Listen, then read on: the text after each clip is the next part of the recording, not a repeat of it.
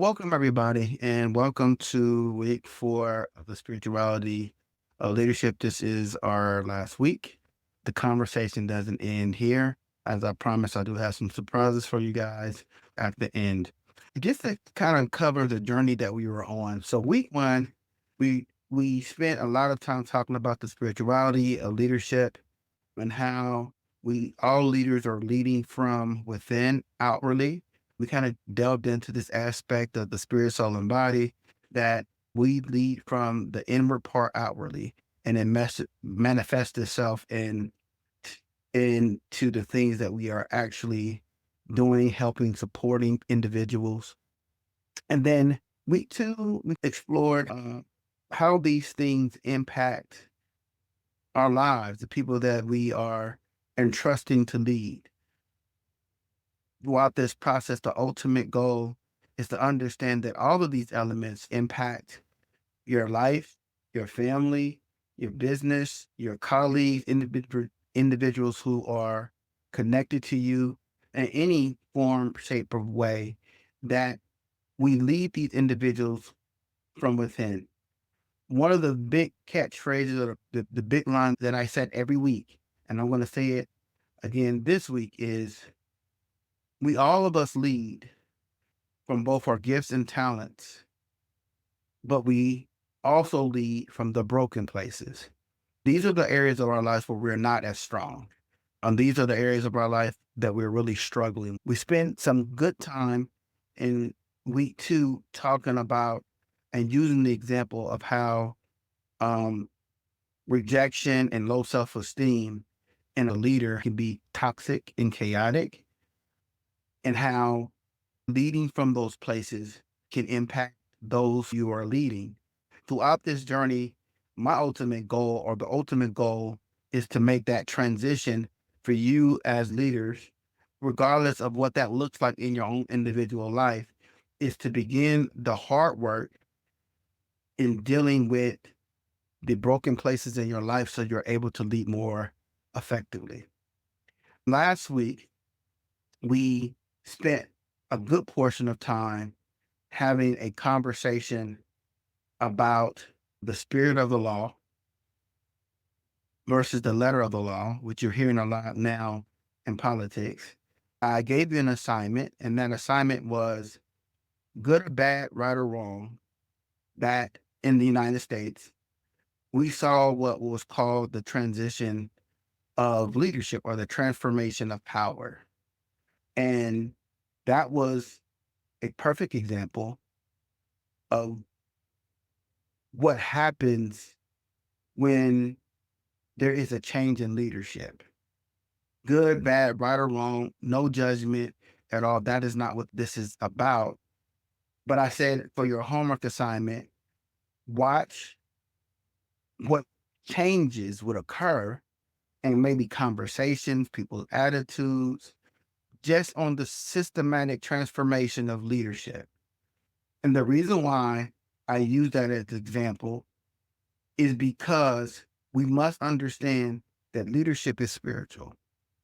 It is not just policies, procedures, and law. There is an inward work, or there are things that we cannot see that impact how a leader leads and the influence of the behind the scene work in the manifestation of that leader. The same thing happens on your job. There is a reason why when your company says, hey, we're going to have a change in leadership, or Johnny is going to resign and he's going to be transitioning to other things, and you're going to have a new manager, or you feel inwardly that there is a shift happening. If you think about it, the policies and procedures of your job doesn't change. It doesn't mean that when they hire a new manager, they're going to, at that moment when they walk in the door, they're going to say, hey, here's a new policy manual. Oftentimes that doesn't happen. Just that person occupying a position of leadership directly impacts you. And it goes from impacting you to you impacting the low individuals around you. impacting your family. There has never been a change in leadership that did not have an impact on my life, good or bad, my relationships, good or bad, or my family. If you worked for a boss that was a little toxic, did it not affect stress, how you process things, and having to be more cognizant about keeping a work life balance just on the change in leadership or the indication that there could be a change in leadership? Why do you feel that way? It's not just because of a person. It's because that as soon as a person has some level of authority, it impacts you.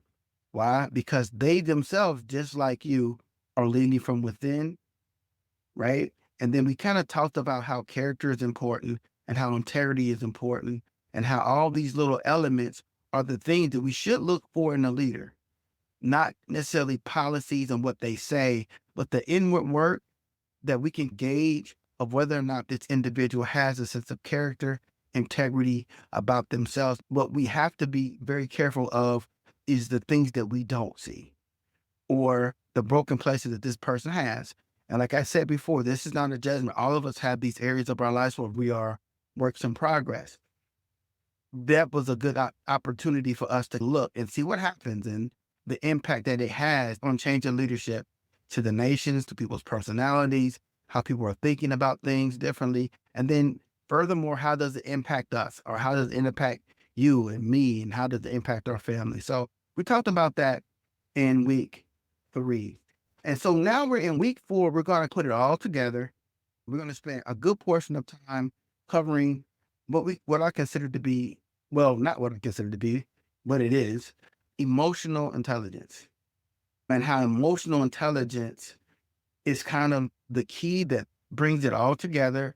It's one of the things that, if anything that you do on your journey in leadership, it's something that we need to really carefully take a look at. Emotional intelligence. So if you've been in corporations or you're working and you have a job, they've been using this catchphrase for several years. This person doesn't have a lot of emotional intelligence. They need to work on their emotional intelligence. This week, we're going to spend our last week kind of having a conversation about emotional intelligence and it is important and why we as leaders and in our families, in our houses, in our homes, in our corporations, and our businesses need to develop a sense of emotional intelligence. So, this is what emotional intelligence is. For those who are not aware, emotional intelligence is the ability to recognize, understand, and manage your emotions and the emotions of others. It plays a critical role in building strong relationships, making thoughtful decisions, and leading effectively. It was developed by Daniel Goleman, who popularized the concept of individuals having emotional intelligence. Let me tell you a story. It resonates on the element of emotional intelligence and the journey to start developing emotional intelligence. All of us are on different levels of strengths or weaknesses in our ability in this area of emotional intelligence. I tend to be very strong, but I am still very much a work in progress, especially when it comes to things and people who are important to me. So I'm gonna tell you the story, and this story kind of resonates with this. Any one of you who have teenagers, especially in high school, there is this window in which teenagers are making that transition from being the little cute kid and mommy and daddy kind of concept to these awkward, very much um, all over the place adults. And it starts from the ninth grade through high school and the first couple of years of college. But I can remember having a conversation somewhere in between our daughter's junior year in high school. And, there have been weeks where there was this level of not communicating or not talking, not disrespectful but kind of like, I'm not going to say too much. I'm going to do what you tell me to do, but not having meaningful, intense conversations. And in the middle of that conversation, and one day I just said, you know what, I'm just going to sit our daughter down and have this conversation. And in the midst of that conversation, my daughter stopped me and said, "You don't listen to me. And it's hard for me to talk to you." And I was like, oh, whoa. And I come to find out it's true. It was something that I have spent time working on being an active listener and easy to have a conversation with. Let me explain how this plays out in emotional intelligence. I'm a type of person where I think about a lot of things. One of the things, especially for men, I'm learning as a man growing up, my job is always designed to fix things. From the time that I get up in the morning time to everything I do in work, my things are always about fixing problems, answering questions, getting things done. I have a checklist of things that needs to get done. One of the things that I found over the period of time is that I'm not listening to people. I'm hearing what you're saying and I'm processing already the answer that I'm going to give you. I'm looking at you, nodding my head and doing all the things they tell you to do in leadership training classes. Yeah, give them eye contact, nod their head. But at the end of the day, I'm not necessarily listening. I'm actually going through my file folders of solutions to give that person as an answer. I'm not really listening. I'm just giving them attention long enough for me to spit out the answer that I had. And when my daughter said that, I said, wow, maybe that's something I need to deal with. The whole process of emotional intelligence, it's that process of building a stronger relationship. The more that I have worked at it and getting out of manager mode or director mode or executive mode, the more that I have learned that process of stepping out of that mode, we're not talking about titles, we're talking about the functionalities. The more that I've gotten out of always operating in that mode, I'm able to do a better role in developing strong relationships and able to make thoughtful decisions and leading more effectively. So the first thing in when we have a conversation about self-awareness is the ability to recognize and understand your own emotions and how they affect your thoughts, behavior, the interactions. So we have spent 3 weeks putting you on this journey to be more reflective of the inwardly versus the outwardly. I know leadership sounds, I just want to lead. But what emotional intelligence tells us is that if you recognize your own emotions and how they affect your thoughts, behavior, the interactions, you're able to lead more efficiently and effectively. See, I spend more time understanding me so that I can better understand you. If I know my triggers, my thoughts, my behaviors, and how I interact with certain things, then I must be if I am true to myself, if I'm going through the process of evaluating and being self-awareness of who I am, then I'm able to make clear decisions. Places I go, conversations that I have, places I don't go, conversations that I don't have, things I do not say, processes and procedures of how do I handle issues, circumstances, and situations in a way that is reflective of who I want to present. If you are a person that every situation in your life, if it's bad, you only have one mode of response. You only have one trigger and you shoot the same bullet every single time. A difficult situation, you spaz out. Difficult situation, you curl up. Different situation, you want to quit and give up and give in. The more that you are self-aware of the triggers or the things that you do when you are in situations like that, you're able to make better decisions. If there's situations where you shouldn't be as aggressive, but you all because you are not self-aware and you already approach everything the exact same way. I've been in a situation I learned years ago. There was a situation that occurred and it was a trigger for me. It was a trigger.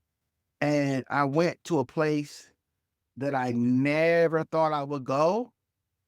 And there was repercussions for it. When I think about it years later, over the years later, I realized that there was a part of how I needed to handle that situation completely different. Okay. And I'm gonna throw the other concept out there. It's kind of like getting into the zone. You hear it oftentimes about athletes getting into the zone. Like that's when you hear individuals like Kobe or whatever, when he scores this absurd number of points in the game and they say that he was in the zone. It's like learning how to put yourself and being self-awareness, learn will hopefully guide you to the place where you're playing the game, but you're so much in the zone above the game that the game is being dictated by you, not the game dictating you. That you are more proactive than active in the game. And they call it the zone. It's basically a set of this idea where your mind, body is all aligned in a flow state where it's almost like you become unstoppable. How do you get yourself in a situation when you know that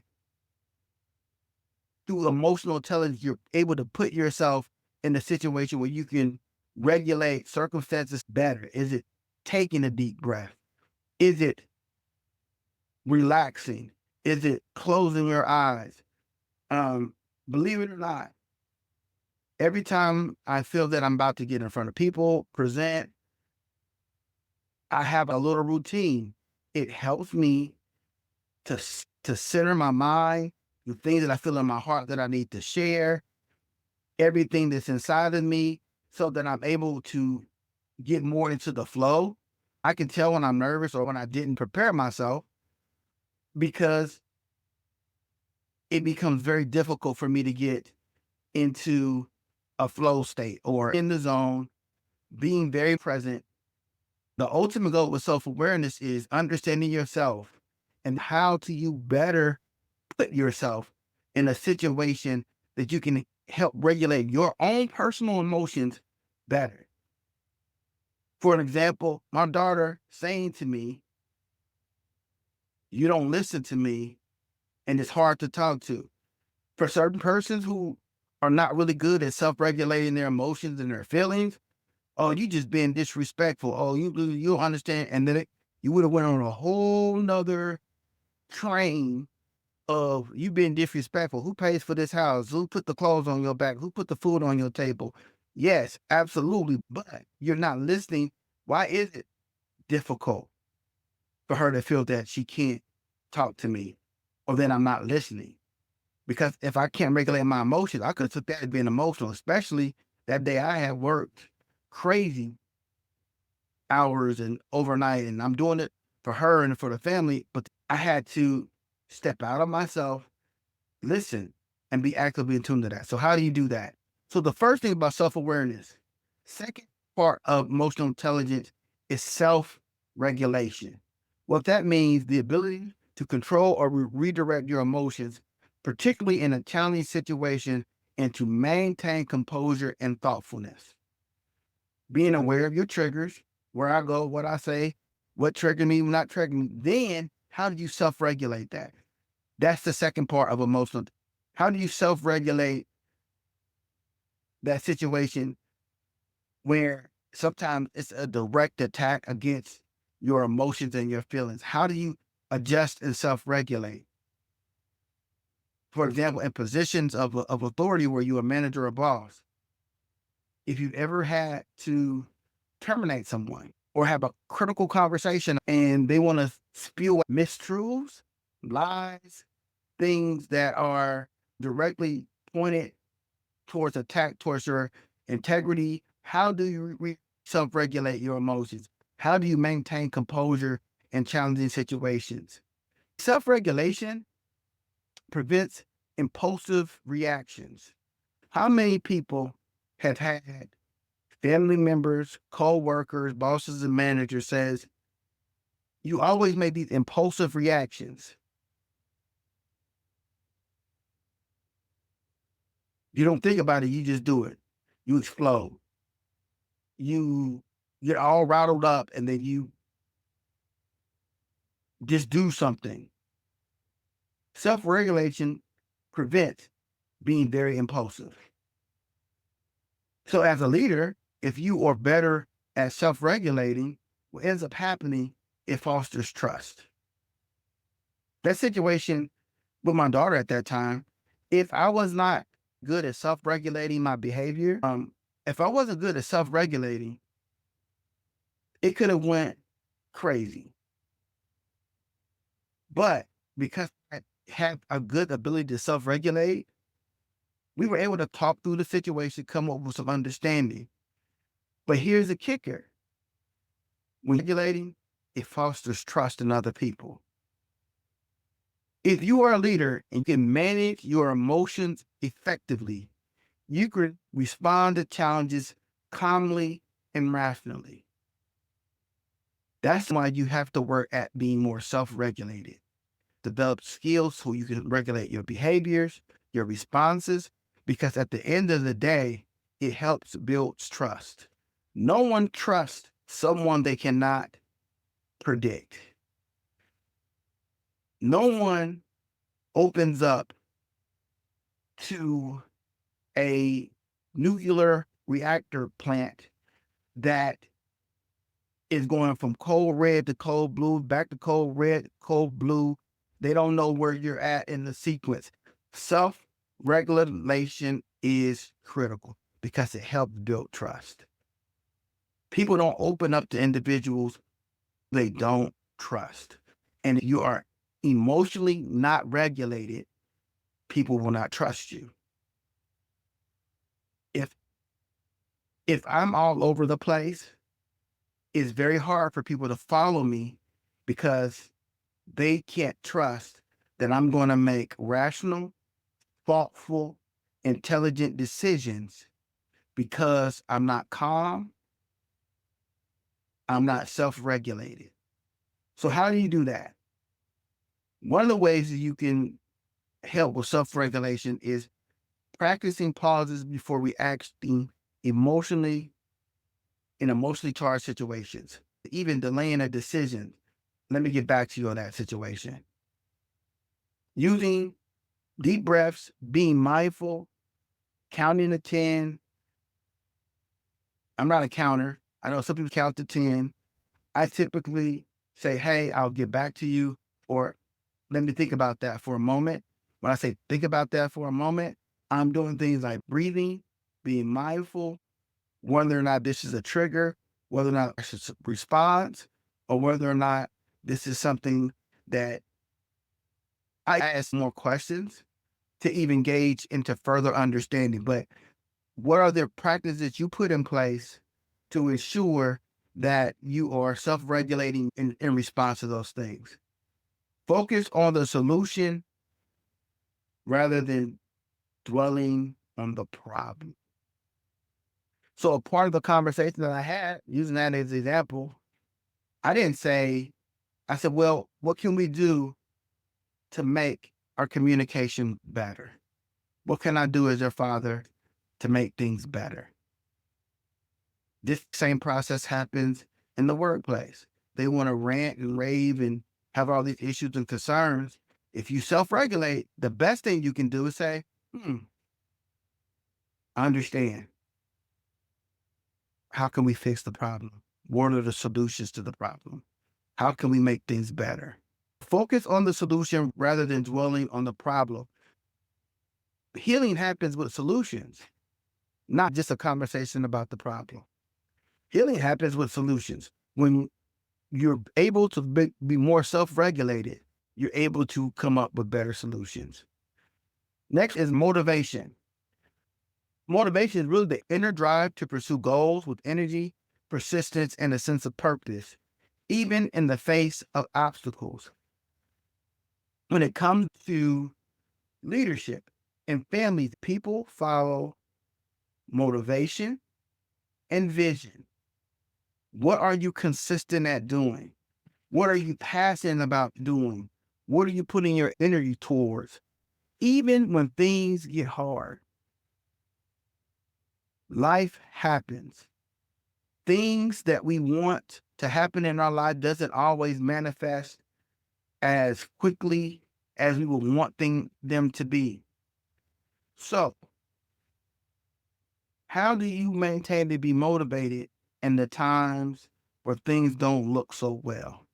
If you think about emotional intelligence, having a sense of motivation, being positive, being persistent, does a whole lot in individuals who are looking to you as leaders, as parents, for answers and solutions. For an example, to follow someone who is not motivated and depressed, it's very hard to follow someone who are not self-aware, not motivated, not persistent, not consistent, all over the place. How are you motivated? What things are motivating you? What are your goals? What are your ambitions? What are you trying to do? And do they see that energy in you as you pursue it?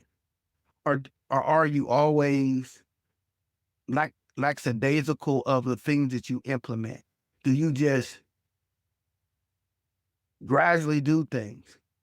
Motivation allows for individuals to see purpose driven in you. It allows you to have more purpose. It allows you to keep moving things forward. So, from a leadership perspective, motivation keeps leaders resilient and focused on long-term success versus short-term success. Understand what I'm saying? When you think about leadership, do people see purpose in what you're doing? Or do you crumble when they complain? Let me explain. Years ago, one of the things that I found, I'm very big in visionary leadership. I always see the big picture. But oftentimes in my early stages of leadership, people didn't truly understand what I was pushing towards or what I was passionate about. They saw my passion, my work ethic, and everything I was putting into place. But one of the things that I had to understand along the way, I had to spend a lot of time moving people towards the direction that I wanted them to go. What helped me was the fact that I never gave up on what my long-term process was going to be. How many of us, the first obstacle that we have in our life, we give up early because of the first small sign of people not following what we're doing? Motivation, consistency, and persistence, people tend to follow. Therefore, you need to set clear, meaningful goals that are aligned to your values. What are your goals and how does it line up to your values? Because your goals and your values will determine your long-term plan. With those big goals that you have, me being a visionary leader, what I've had to learn is I had to break those goals into smaller chunks. In those smaller chunks, I was able to give nuggets and pieces along the way to help individuals who I was leading understand the direction I was going. I was really good at giving the big picture, at least to myself, but to the people who were following me, they didn't know. So I got really good at taking that big picture and putting it in phases of where I think things need to go, and then still having that passion and drive to see the long-term goal and moving people along that way. So what are your goals in your personal life, your professional life?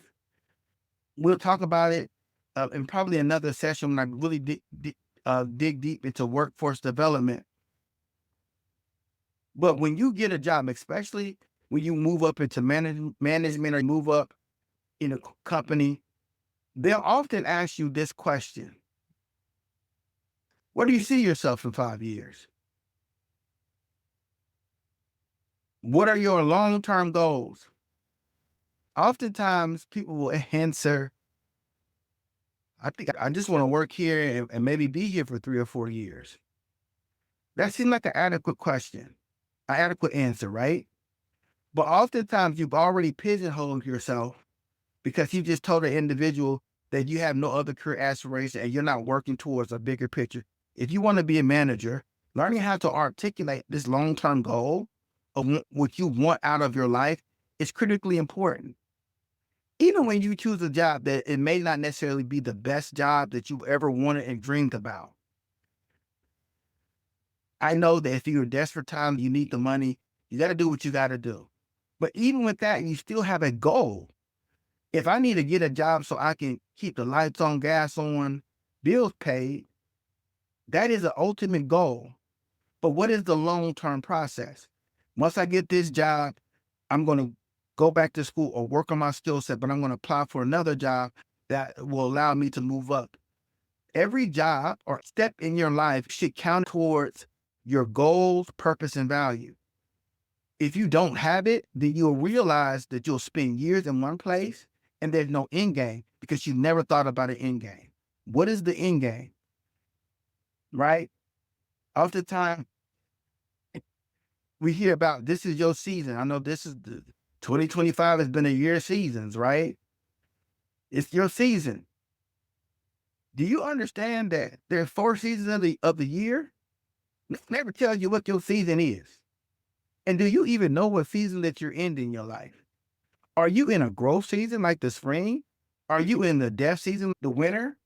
A season where there are things in your life that has to go, right? Are you in a fall season where you're making a transition? There's multiple seasons, right? And you need to know in each one what you should be doing or what should happen. Yes, there are seasons in your life where you need to make some decisions. There's seasons where you need to make transitions. There's seasons where you need to be planning things. There's seasons of your life, right, where you're just going to reap all the things that you've done in these multiple seasons. The issue is your goals, values, and being very clear about what it is and where you're at in your life. You need to articulate it so you will know exactly what to do. Last point is empathy. Empathy is the ability to understand your feelings of others, seeing situations from their perspective. So, first and foremost, I can't understand you until I'm able to understand me. Empathy allows you to understand and share the feelings of others, seeing the situation from their perspective. How do you do that? Number one, empathy helps build trust and stronger relationships. The way you increase empathy is that you practice active listening. Active listening is giving your full attention, avoiding interruption, and asking clarifying questions. Explain that to me. I don't understand, or give me more information. How do you ask clarifying questions, give full attention, and avoid interrupting? For example, being on your cell phone texting while someone is talking to you about something important and you don't even acknowledge, say, hey, 1 second, I'm going to get whatever. Active listening means you giving their full undivided attention, right? Not doing anything else. Like that conversation with my daughter, I could have had my cell phone. No, it was in another room because I felt like active listening. I'm listening to what you have to say. To nonverbal clues, such as body language and tone of voice. Body language and tone of voice. How many people have people in their workplace that don't understand when it's time for them to leave you alone.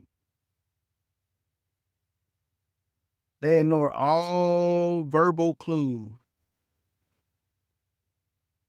Empathy allows you to pay attention to nonverbal clues, body language, tone of voice.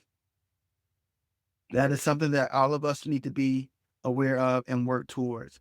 And showing genuine care and concern for others' well being. I'm really big on servant leadership. I'm really big in showing genuine care and concern for individual, even when we have to depart ways, or even if things are not going to work. I still inside have a genuine care and concern of an individual or for a person. And then last one is social skills. The ability to manage relationships effectively, including communication, teamwork, and conflict resolution.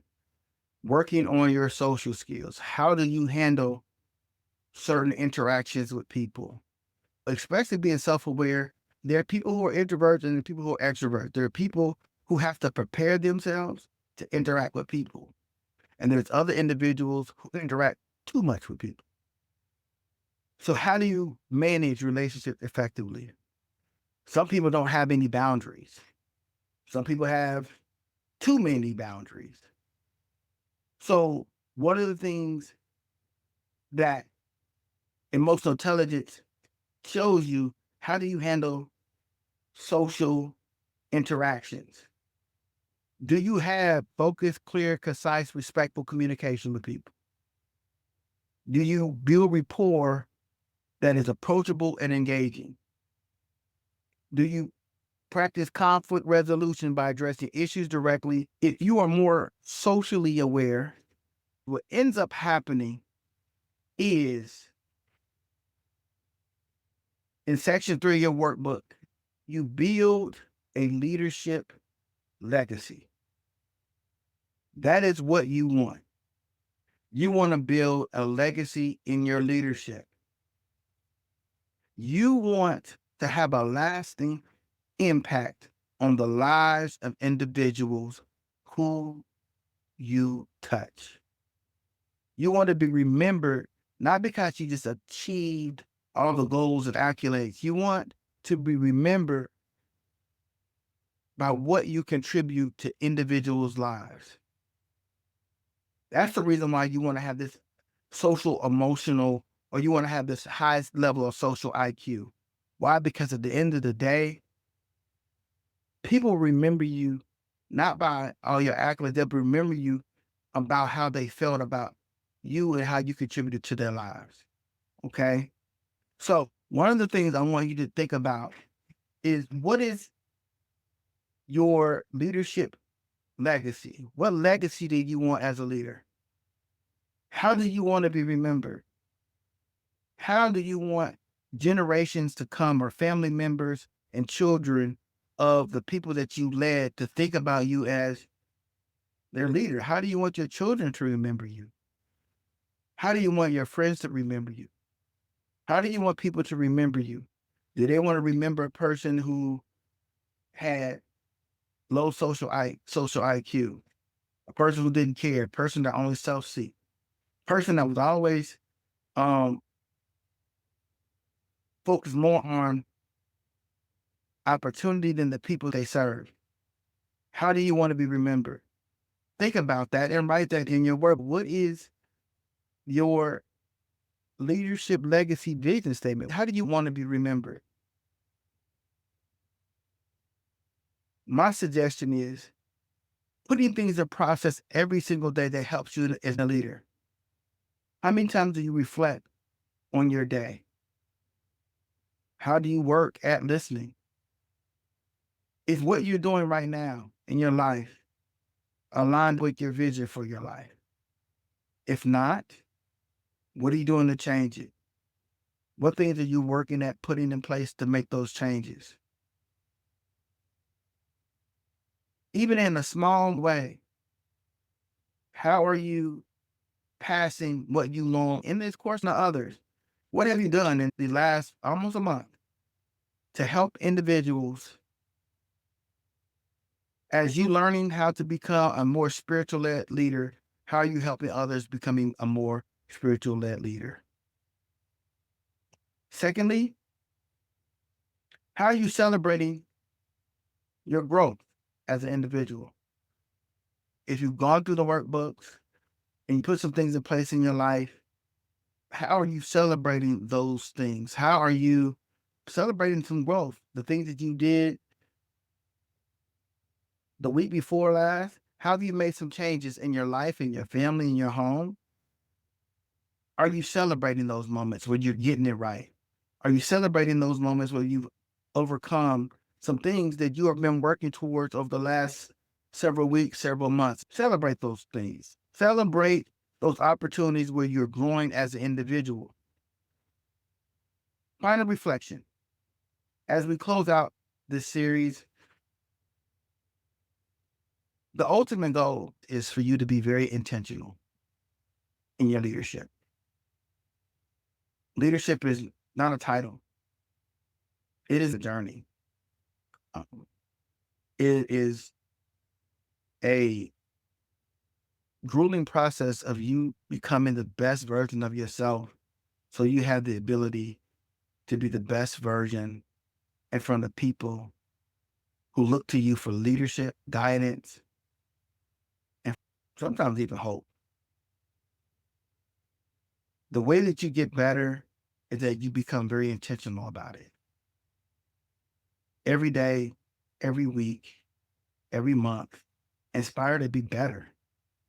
Never think that you have arrived because you've earned a title. Leadership is more than that, it's spiritual. You have a responsibility for those people that you lead. And in order to do so, you must give your A game every day to people who depend upon your decisions, depend upon the direction that you take them, because your leadership impacts their family. Leadership transcends generations. It really impacts people. And that's our challenge for those who lead people. Are you working to become better? Thank you. The workbooks that you have downloaded will be there for you to download.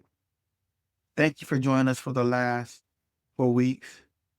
I did have a special surprise for you. For those who have been with us the last 4 weeks, this is a part of a company that we created called Avatar Dynamics. It used to be a hustle culture company, but we changed it. We are offering guys a free opportunity to join our community. If you go to community.avatardynamics.com, we have 3 membership prices, but we have a free community where you have access to our daily blogs, our content. If you send us your email and you download one of our workbooks from our website, you'll have access to some of our ongoing blog posts, information to really help you get better. This has been a passion project for us as a family because I felt that there needed to be a merger of helping people really understand leadership, how to engage people, how to make their lives individually better, how they make their family lives better. So we have a free membership. If you go to community.avatar.dynamics, you open up an account. You really want to know what you want to get out of it so that we can guide that. You'll get our daily blog posts via a community. This is about developing a community of people around these topics. The biggest bonus is that when you join the community, you'll get a discount on the spirituality and leadership book that's going to come out next Friday, which goes in a greater detail of all the things that we've covered. Because I couldn't cover it all in an hour, but we want to give a discount on the book that's going to be released next Friday. By joining our community, you'll have access based upon either you pick a free plan, you always will have like discounts to our books and download. But if you get a more paid plan, you'll have access to our resource library that we're building. We have a lot of things coming. We just ask that you be a part of that, invite other people. Our ultimate goal is really to change lives. And next week. Next week, we will start a whole nother series. So hopefully join us at 10:30. I'm actually going to cover a book that I wrote years ago, but I'm gonna cover a book called Tikva, which is the Hebrew word for hope. I'm going to go and actually teach the science behind hope. Like, what is hope? How does hope interact with our day to day life? And how do we begin to create those things in our lives based upon this whole concept of hope? If you're riding with me, you'll be here next week. It'll be changing in the series. Thank you for joining us. If you're on Facebook Live, thank you for joining. Please follow us on our website, subscribe, and you'll get updates as we move forward. For those on Zoom, as you registered, please stay on because I'm going to go off live and answer any questions that you may have about what I covered today. So once again, thank you guys. And for those on Facebook, ask any questions in the chat and I'll respond to you via comment. So thank you guys. Thank you for riding with us on these last 4 weeks as we cover spirituality and leadership, and look forward to you join us some of our other sessions. Thank you guys.